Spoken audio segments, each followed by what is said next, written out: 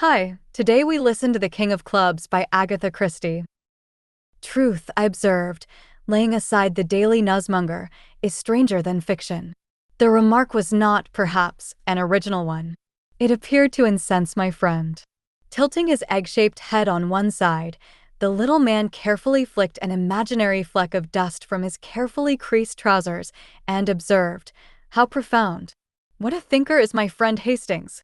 Without displaying any annoyance at this quite uncalled-for jibe, I tapped the sheet I had laid aside.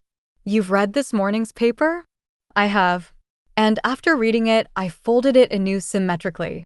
I did not cast it on the floor as you have done, with your so lamentable absence of order and method. That is the worst of Poirot. Order and method are his gods. He goes so far as to attribute all his success to them. Then you saw the account of the murder of Henry Reedburn, the impresario? It was that which prompted my remark. Not only is truth stranger than fiction, it is more dramatic. Think of that solid middle-class English family, the Oglanders. Father and mother, son and daughter, typical of thousands of families all over this country. The men of the family go to the city every day. The women look after the house. Their lives are perfectly peaceful and utterly monotonous. Last night they were sitting in their neat suburban drawing room at Daisy Mead, Streatham, playing bridge. Suddenly, without any warning, the French window bursts open and a woman staggers into the room. Her gray satin frock is marked with a crimson stain. She utters one word, "murder," before she sinks to the ground insensible. It is possible that they recognize her from her pictures as Valerie St. the famous dancer who has lately taken London by storm. "Is this your eloquence, or that of the Daily Newsmonger?" inquired Poirot. The Daily Newsmonger was in a hurry to go to press, and contented itself with bare facts. But the dramatic possibilities of the story struck me at once. Poirot nodded thoughtfully. "Wherever there is human nature, there is drama. But it is not always just where you think it is. Remember that. Still, I too am interested in the case, since it is likely that I shall be connected with it." "Indeed?" "Yes. A gentleman rang me up this morning and made an appointment with me on behalf of Prince Paul of Mornia." "But what has that to do with it?" "You do not read your pretty little English scandal papers. The ones with the funny stories, and a little mouse has heard, or a little bird would like to know, see here."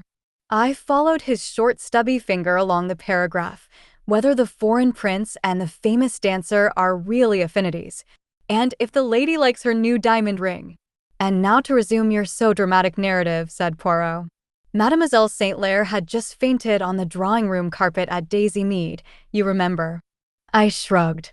As a result of Mademoiselle's first murmured words when she came round, the two male Oglanders stepped out, one to fetch a doctor to attend to the lady, who was evidently suffering terribly from shock, and the other to the police station, whence, after telling his story, he accompanied the police to Mondesser, Mr. Reedburn's magnificent villa, which is situated at no great distance from Daisy Mead. There they found the great man, who by the way suffers from a somewhat unsavory reputation, lying in the library with the back of his head cracked open like an eggshell. "I have cramped your style," said Poirot kindly. "Forgive me, I pray. Ah, here is Le Prince." Our distinguished visitor was announced under the title of Count Pfeiffer. He was a strange-looking youth, tall, eager, with a weak chin, the famous Morenberg mouth, and the dark fiery eyes of a fanatic. Poirot." My friend bowed. "Monsieur, I am in terrible trouble, greater than I can well express." Poirot waved his hand. "I comprehend your anxiety. Mademoiselle St. is a very dear friend, is it not so?" The prince replied simply, "I hope to make her my wife." Poirot sat up in his chair, and his eyes opened. The prince continued, "I should not be the first of my family to make a morganatic marriage. My brother Alexander has also defied the emperor. We are living now in more enlightened days, free from the old caste prejudice. Besides, Mademoiselle St. in actual fact, is quite my equal in rank. You have heard hints as to her history? There are many romantic stories of her origin, not an uncommon thing with famous dancers. I have heard that she is the daughter of an Irish charwoman, also the story which makes her mother a Russian Grand Duchess. The first story is, of course, nonsense, said the young man. But the second is true. Valerie, though bound to secrecy, has let me guess as much. Besides, she proves it unconsciously in 1,000 ways. I believe in heredity, M. Poirot. I too believe in heredity, said Poirot thoughtfully. I have seen some strange things in connection with it, moi que vous parle. But to business, le prince. What do you want of me? What do you fear? I may speak freely, may I not? Is there anything to connect Mademoiselle Saintlaire with the crime? She knew Reedburn, of course. Yes, he professed to be in love with her. And she would have nothing to say to him. Poirot looked at him keenly. Had she any reason to fear him? The young man hesitated. There was an incident. You know Zara, the clairvoyante? No. She is wonderful. You should consult her sometime. Valerie and I went to see her last week. She read the cards for us. She spoke to Valerie of trouble, of gathering clouds. Then she turned up the last card, the covering card, they call it. It was the King of Clubs. She said to Valerie, beware. There is a man who holds you in his power. You fear him, you are in great danger through him. You know whom I mean? Valerie was white to the lips. She nodded and said, yes, yes, I know. Shortly afterwards we left. Zara's last words to Valerie were, beware of the King of Clubs. Danger threatens you. I questioned Valerie. She would tell me nothing, assured me that all was well. But now, after last night, I am more sure than ever that in the King of Clubs Valerie saw Reedburn and that he was the man she feared. The prince paused abruptly. Now you understand my agitation when I opened the paper this morning. Supposing Valerie, in a fit of madness, oh, it is impossible. Poirot rose from his seat and patted the young man kindly on the shoulder. Do not distress yourself, I beg of you. Leave it in my hands. You will go to Streatham? I gather she is still there at Daisy Mead, prostrated by the shock. I will go at once. I have arranged matters through the embassy. You will be allowed access. Everywhere. Then we will depart. Hastings, you will accompany me? Au revoir, le prince. Two Mondesser was an exceptionally fine villa, thoroughly modern and comfortable. A short carriage drive led up to it from the road, and beautiful gardens extended behind the house for some acres. On mentioning Prince Paul's name, the butler who answered the door at once took us to the scene of the tragedy. The library was a magnificent room, running from back to front of the whole building, with a window at either end, one giving on the front carriage drive and the other on the garden. It was in the recess of the latter that the body had lain.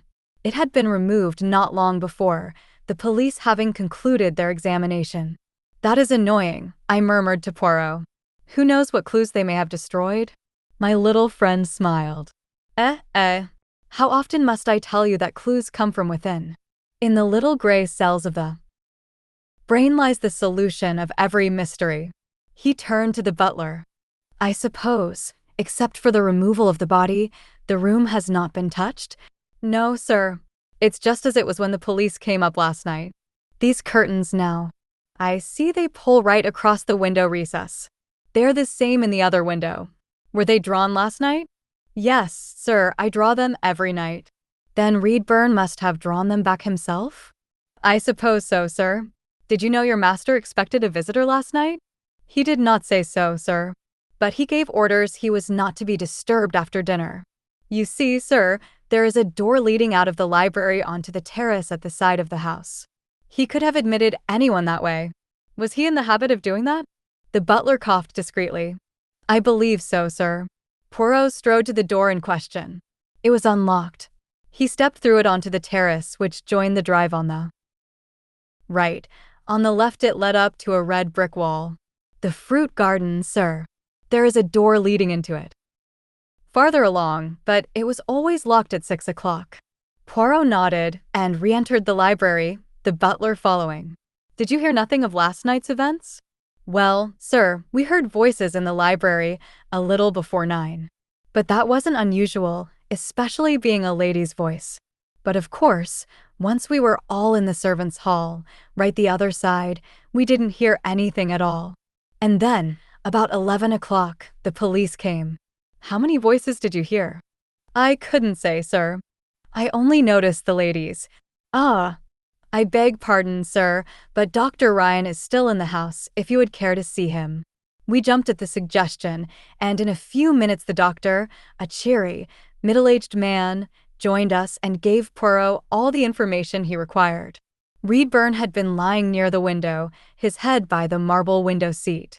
There were 2 wounds, one between the eyes and the other, the fatal one, on the back of the head. He was lying on his back? Yes, there is the mark. He pointed to a small dark stain on the floor. Could not the blow on the back of the head have been caused by his striking the floor? Impossible. Whatever the weapon was, it penetrated some distance into the skull. Poirot looked thoughtfully in front of him. In the embrasure of each window was a carved marble seat, the arms being fashioned in the form of a lion's head. A light came into Poirot's eyes. Supposing he had fallen backwards on this projecting lion's head and slipped from there to the ground, would not that cause a wound such as you describe? Yes, it would. But the angle at which he was lying makes that theory impossible. And, besides, there could not fail to be traces of blood on the marble of the seat. Unless they were washed away? The doctor shrugged his shoulders. That is hardly likely. It would be to no one's advantage to give an accident the appearance of murder. Quite so, acquiesced Poirot. Could either of the blows have been struck by a woman, do you think? Oh, quite out of the question, I should say. You are thinking of Mademoiselle St. Clair, I suppose? I think of no one in particular until I am sure, said Poirot gently. He turned his attention to the open French window, and the doctor continued, It is through here that Mademoiselle St. Clair fled. You can just catch a glimpse of Daisymead between the trees. Of course, there are many houses nearer to the front of the house on the road, but as it happens, Daisymead, though some distance away, is the only house visible this side. Thank you for your amiability, doctor, said Poirot. Come, Hastings, we will follow the footsteps of Mademoiselle. 3 Poirot led the way down through the garden, out through an iron gate, across a short stretch of green and in through the garden gate of Daisymead, which was an unpretentious little house in about half an acre of ground. There was a small flight of steps leading up to a French window. Poirot nodded in their direction. That is the way Mademoiselle St. Clair went. For us, who have not her urgency to plead, it will be better to go round to the front door. A maid admitted us and took us into the drawing room, then went in search of Mrs. Oglander. The room had evidently not been touched since the night before. The ashes were still in the grate, and the bridge table was still in the center of the room, with a dummy exposed, and the hands thrown down. The place was somewhat overloaded with gimcrack ornaments, and a good many family portraits of surpassing ugliness adorned the walls. Poirot gazed at them more leniently than I did, and straightened 1 or 2 that were hanging a shade askew. La Famille, it is a strong tie, is it not? Sentiment, it takes the place of beauty.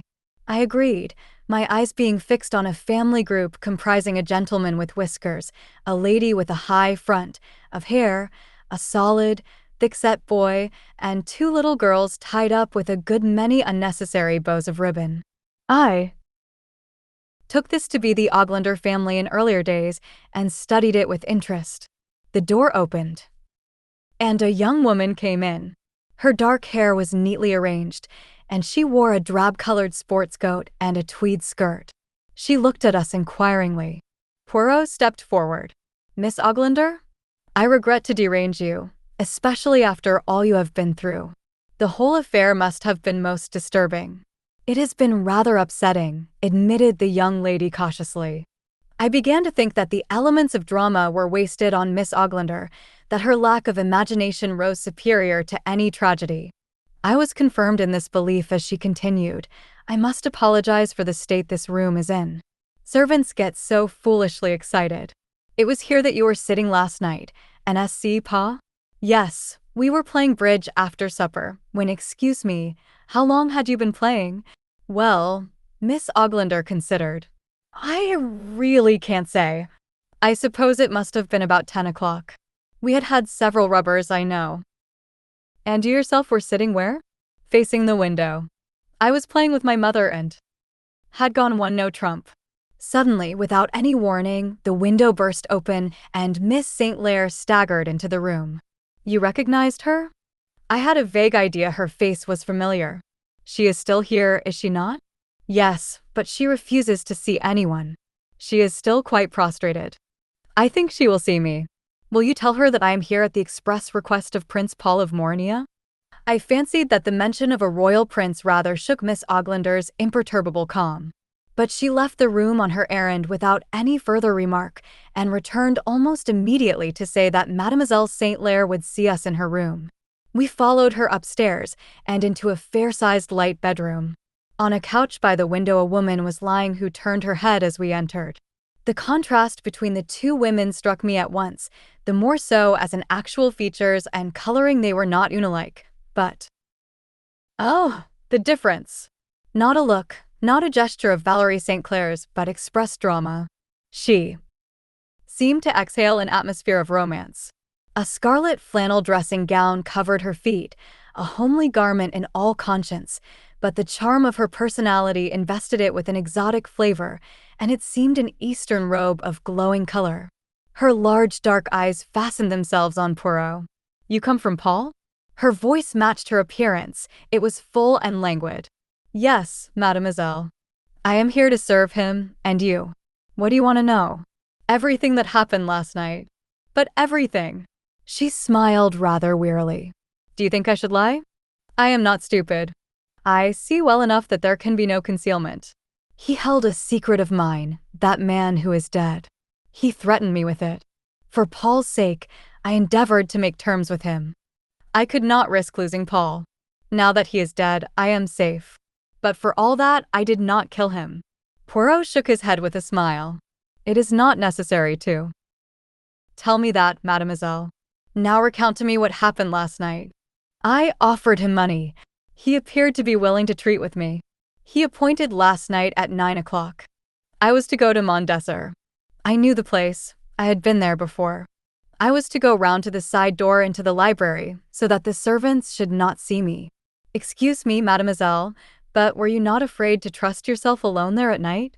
Was it my fancy, or was there a momentary pause before she answered? Perhaps I was. But you see, there was no one I could ask to go with me. And I was desperate. Reedburn admitted me to the library. Oh, that man. I am glad he is dead. He played with me, as a cat does with a mouse. He taunted me. I begged and implored him on my knees. I offered him every jewel I have. All in vain. Then he named his own terms. Perhaps you can guess what they were. I refused. I told him what I thought of him. I raved at him. He remained calmly smiling. And then, as I fell to silence at last, there was a sound from behind. The curtain in the window. He heard it too. He strode to the curtains and flung them wide apart. There was a man there, hiding, a dreadful-looking man, a sort of tramp. He struck at Mr. Reedburn, then he struck again, and he went down. The tramp clutched at me with his blood-stained hand. I tore myself free, slipped through the window, and ran for my life. Then I perceived the lights in this house and made for them. The blinds were up, and I saw some people playing bridge. I almost fell into the room. I just managed to gasp out, "Murder," and then everything went black. Thank you, mademoiselle. It must have been a great shock to your nervous system. As to this tramp, could you describe him? Do you remember what he was wearing? No, it was all so quick. But I should know the man anywhere. His face is burnt and on my brain. Just one more question, mademoiselle. The curtains of the other window, the one giving on the drive, were they drawn? For the first time a puzzled expression crept over the dancer's face. She seemed to be trying to remember. Eh bien, mademoiselle? I think I am almost sure, yes, quite sure. They were not drawn. That is curious, since the other ones were. No matter. It is, I dare say, of no great importance. You are remaining here long, mademoiselle? The doctor thinks I shall be fit to return to town tomorrow. She looked round the room. Miss Oglander had gone out. These people, they are very kind, but they are not of my world. I shock them. And to me, well, I am not fond of the bourgeoisie. A faint note of bitterness underlay her words. Poirot nodded. I understand. I hope I have not fatigued you unduly with my questions. Not at all, monsieur. I am only too anxious Paul should know all as soon as possible. Then I will wish you good day, mademoiselle. As Poirot was leaving the room, he paused and pounced on a pair of patent leather slippers. Yours, mademoiselle? Yes, monsieur. They have just been cleaned and brought up. Ah, said Poirot as we descended the stairs. It seems that the domestics are not too excited to clean shoes, though they forget a great. Well, mon ami, at first there appeared to be 1 or 2 points of interest, but I very much fear, that we must regard the case as finished. It all seems straightforward enough. And the murderer? Hercule Poirot does not hunt down tramps, replied my friend grandiloquently. For Miss Oglander met us in the hall. If you will wait in the drawing-room a minute, Mamma would like to speak to you. The room was still untouched, and Poirot idly gathered up the cards, shuffling them with his tiny, fastidiously groomed hands. Do you know what I think, my friend? No, I said eagerly. I think that Miss Oglander made a mistake in going 1 no trump. She should have gone 3 spades. Poirot, you're the limit. Mon Dieu, I cannot always be talking blood and thunder. Suddenly he stiffened. Hastings. See. The king of clubs is missing from the pack. Zara, I cried. He did not seem to understand my allusion. Mechanically he stacked the cards and put them away in their cases. His face was very grave. Hastings, he said at last, I, Hercule Poirot, have come near to making a big mistake, a very big mistake. I gazed at him, impressed, but utterly uncomprehending. We must begin again, Hastings. Yes, we must begin again. But this time we shall not err. He was interrupted by the entrance of a handsome middle-aged lady. She carried some household books in her hand. Poirot bowed to her. Do I understand, sir, that you are a friend of Miss St. Clair's? I come from a friend of hers, madam. Oh, I see.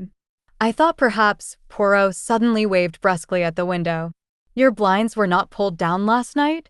No, I suppose that is why Miss St. Clair saw the light so plainly. There was moonlight last night.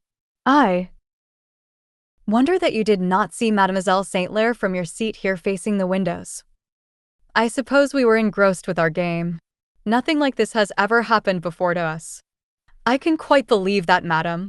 And I will put your mind at rest. Mademoiselle St. Clair is leaving tomorrow. Oh! The good lady's face cleared. And I will wish you good morning, madam. A servant was cleaning the steps as we went out of the front door. Poirot addressed her. Was it you who cleaned the shoes of the young lady upstairs? The maid shook her head. No, sir. I don't think they've been cleaned. Who cleaned them, then? I inquired of Poirot as we walked down the road. Nobody. They did not need cleaning. I grant that walking on the road or path on a fine night would not soil them. But surely after going through the long grass of the garden, they would have been soiled and stained. Yes, said Poirot with a curious smile. In that case, I agree. They would have been stained. But have patience a little half-hour. My friend, we're going back to Mondesser. The butler looked surprised at our reappearance, but offered no objection to our returning to the library. Hi, that's the wrong window, Poirot, I cried as he made for the one overlooking the carriage drive. I think not, my friend. See here. He pointed to the marble lion's head. On it was a faint discolored smear. He shifted his finger and pointed to a similar stain on the polished floor. Someone struck Reedburn a blow with his clenched fist between the eyes. He fell backward on this projecting bit of marble, then slipped to the floor. Afterwards, he was dragged across the floor to the other window and laid there instead, but not quite at the same angle as the doctor's evidence told us. But why? It seems utterly unnecessary. On the contrary, it was essential. Also, it is the key to the murderer's identity, though, by the way, he had no intention of killing Reedburn, and so it is hardly permissible to call him a murderer. He must be a very strong man, because of having dragged the body across the floor? Not altogether. It has been an interesting case. I nearly made an Imbecile of myself, though. Do you mean to say it is over, that you know everything? Yes. A remembrance smote me. No, I cried. There is one thing you do not know. And that? You do not know where the missing king of clubs is. Eh? Oh, that is droll. That is very droll, my friend. Why? Because it is in my pocket. He drew it forth with a flourish. Oh, I said, rather crestfallen. Where did you find it? Here. There was nothing sensational about it. It had simply not been taken out with the other cards. It was in the box. All the same, it gave you an idea, didn't it? Yes, my friend. I present my respects to His Majesty. And to Madame Zara. Yes, to the lady also. Well, what are we going to do now? We are going to return to town. But I must have a few words with a certain lady at Daisymead first. The same little maid opened the door to us. They're all at lunch now, sir, unless it's Miss St. Clair you want to see. And she's resting. It will do if I can see Mrs. Oglander for a few minutes. Will you tell her? We were led into the drawing room to wait. I had a glimpse of the family in the dining room as we passed, now reinforced by the presence of two heavy, solid-looking men, one with a mustache, the other with a beard also. In a few minutes Mrs. Oglander came into the room, looking inquiringly at Poirot, who bowed. Madam, we, in our country, have a great tenderness, a great respect for the mother. The mère de famille, she is everything. Mrs. Oglander looked rather astonished at this opening. It is for that reason that I have come, to allay a mother's anxiety. The murder of Mr. Reedburn will not be discovered. Have no fear. I, Hercule Poirot, tell you so. I am right, am I not? Or is it a wife that I must reassure? There was a moment's pause. Mrs. Oglander seemed searching Poirot with her eyes. At last she said quietly, I don't know how you. No, but yes, you are right. Poirot nodded gravely. That is all, madam. But do not be uneasy. Your English policemen have not the eyes of Hercule Poirot. He tapped the family portrait on the wall with his fingernail. You had another daughter once. She is dead, madam. Again there was a pause as she searched him with her eyes. Then she answered, Yes, she is dead.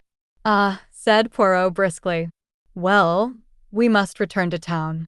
You permit that I return the king of clubs to the pack? It was your only slip. You understand, to have played bridge for an hour or so, with only 51 cards, well, no one who knows anything of the game would credit it for a minute. Bonjour. And now, my friend, said Poirot as we stepped towards the station, you see it all. I see nothing.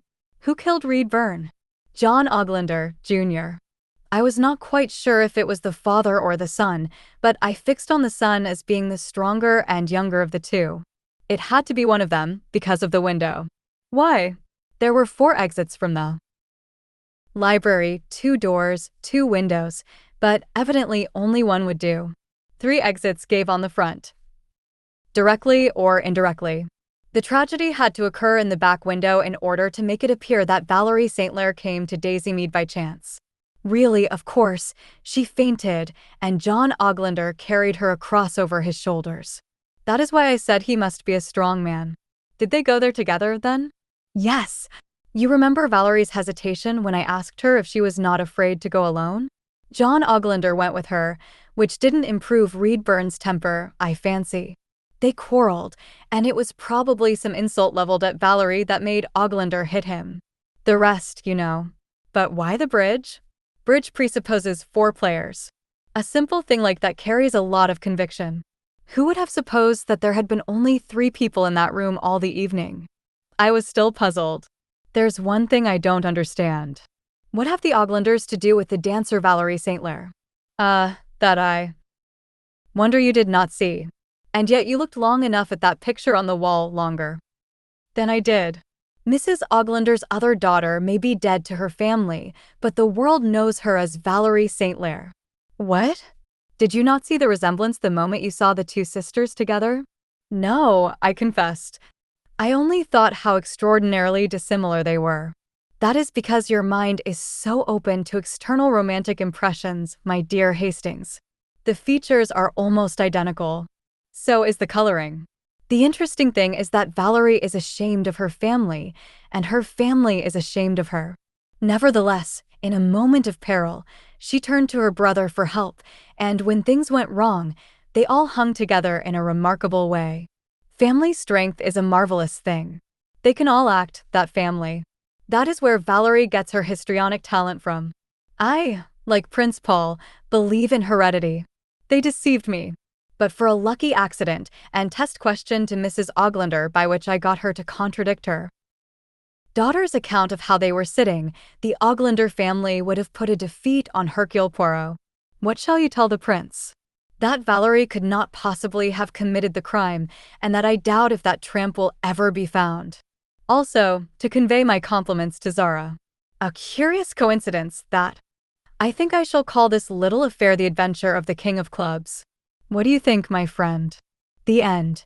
Please subscribe for more great audiobook stories and check my channel.